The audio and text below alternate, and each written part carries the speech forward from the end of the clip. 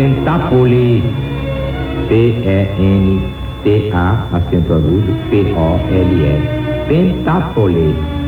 Vamos passar o espanador na memória. Quem era mesmo essa senhora aqui?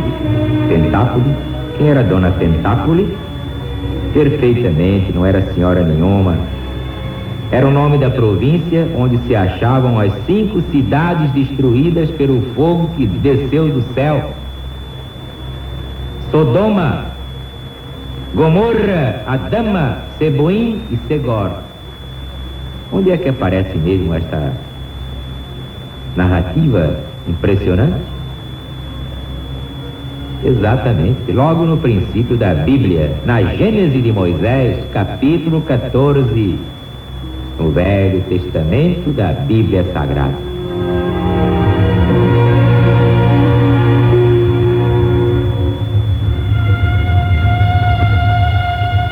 Pentecostes. Que era mesmo Pentecostes? Exato, festa dos judeus. Foi instituída 50 dias depois da Páscoa, em lembrança da lei dada pela mão de Deus. Os cristãos a instituíram em comemoração à descida do Espírito Santo sobre os apóstolos, quando estes começaram a pregar e a falar em vários idiomas. Pentecostes aparece no Velho Testamento e no Novo Testamento. Basta ver o Êxodo de Moisés, capítulo 23, Atos dos Apóstolos de São Lucas, capítulo 2.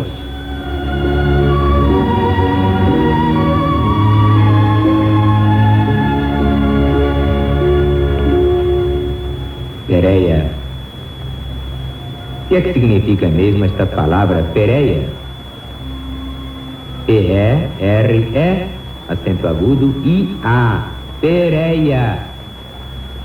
Exatamente, região além do Jordão, onde se localizaram as tribos de Ruben, Gad e parte da tribo de Manassés.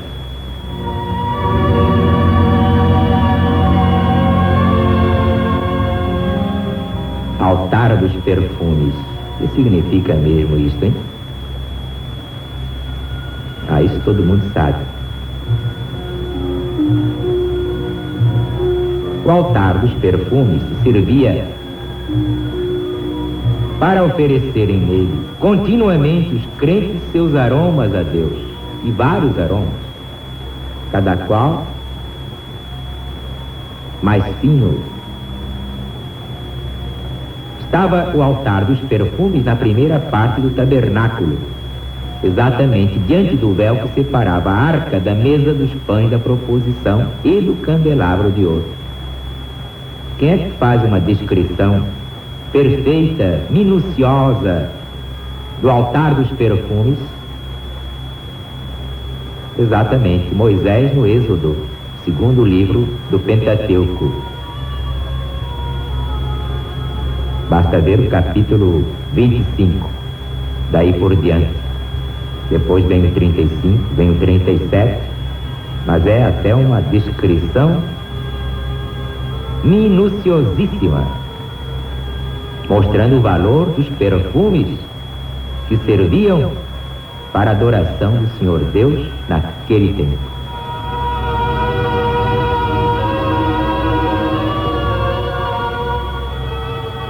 Perga ou Pergue, que vem a ser mesmo? Claro, capital da província da Panfilha. São Paulo e Barnabé visitaram Perga em sua primeira viagem missionária, por isso é que ficou famosa esta cidade. Basta ver Atos dos Apóstolos, capítulo 13, capítulo 14 também, no Novo Testamento da Bíblia Sagrada.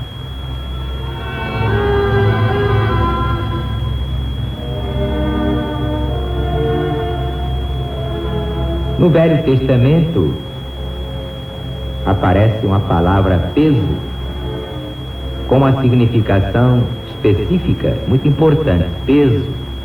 O que é que sugere esta palavra peso? O que é que significa peso? Aparece em Isaías capítulo 14, versículo 28, Oséias capítulo 8, versículo 10. O que significa mesmo? Pesou. Esta palavra, além da significação própria, indicava figuradamente o juízo do Senhor Deus contra um determinado lugar, país ou povo. Era o juízo de Deus. E desse peso ninguém pode livrar-se. Centro Espiritual Universalista apresenta lições bíblicas.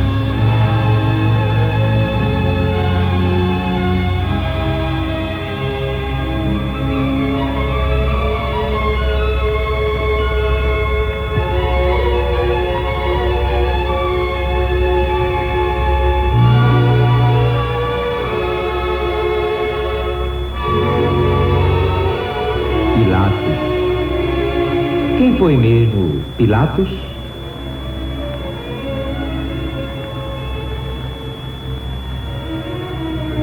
Perfeitamente. Foi o 5º governador romano da Judéia, sucedeu a Arquelau. Ao contrário do que acontecia, ele foi assumir o cargo levando consigo sua mulher.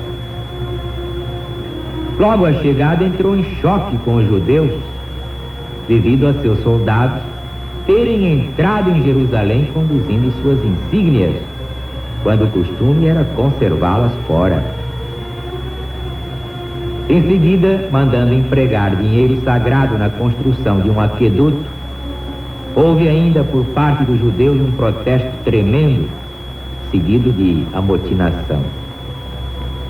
Pilatos, mandando infiltrar-se por entre a multidão grande número de soldados romanos disfarçados, reprimiu com tal violência o motim que houve grande quantidade de mortos e feridos. Pela terceira vez entrou em atrito com o povo ao mandar guardar no palácio de Herodes alguns escudos dourados em honra do imperador Tibério. E novamente houve protestos não atendidos. Seu modo de agir diante de nosso Senhor Jesus Cristo deixou patente que se achava disposto a fazer justiça, mas o apego ao cargo, o medo dos judeus,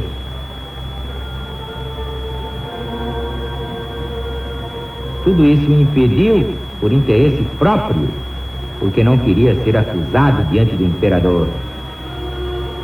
Mostrou que preferia mais o poder temporal ao poder eterno.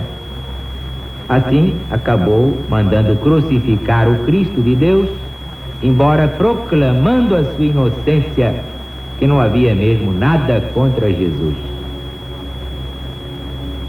Durante o julgamento foi advertido por sua mulher, que sonhou, e lhe mandou dizer: não te metas no julgamento deste justo, que o sangue dele não caia sobre ti.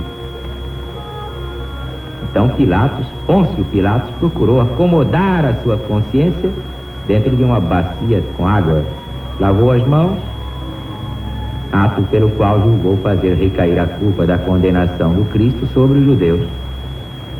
Daí a expressão: lavei as mãos na bacia de Pilatos.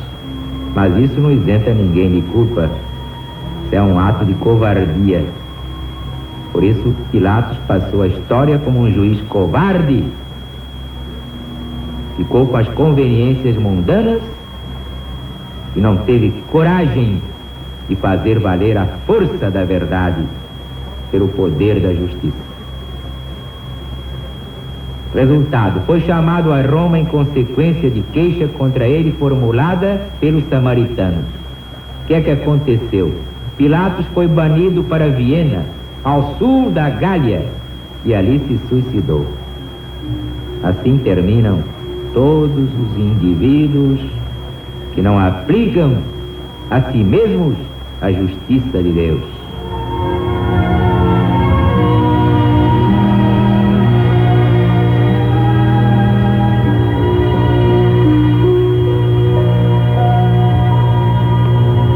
pináculo. Em São Mateus, nós vemos esta palavra. Lembram? Evangelho segundo Mateus, capítulo 4. Que era mesmo essa palavra, pináculo? Exatamente, parte elevada do templo onde Jesus foi conduzido por Satanás para contemplar a magnificência do mundo. Satanás lhe disse: eu te darei tudo isto, se prostrado me adorares. Ora, tudo aquilo era de Jesus, que conto do vigário esse. Então Satanás ia dar a Jesus o que já era de Jesus. Onde se vê que Satanás não é o que se diz por aí. Satanás é a condição humana, porque o corpo é adversário do espírito. Quando o espírito entra na matéria, ele está sujeito às tentações do mundo. Não é nenhum diabo com chifres, rabo comprido, tridente, nada disso. É o espírito encarcerado no corpo. E o corpo é que é Satanás, é a matéria. E se não houver muita luz, o espírito fracassa e a matéria vence. Basta ver isso. Vocês acham que Satanás podia prometer a Jesus o que já era dele? Tudo isto eu te darei se prostrado me adorares? Você já era dele, ele formou o mundo. Como é que Satanás poderia prometer-lhe alguma coisa? Não, é que quando o espírito entra na matéria, passa por uma prova muito séria e geralmente sucumbe. Naufraga, porque a matéria é que é Satanás. E dificilmente pode ser derrotado, só com a proteção divina.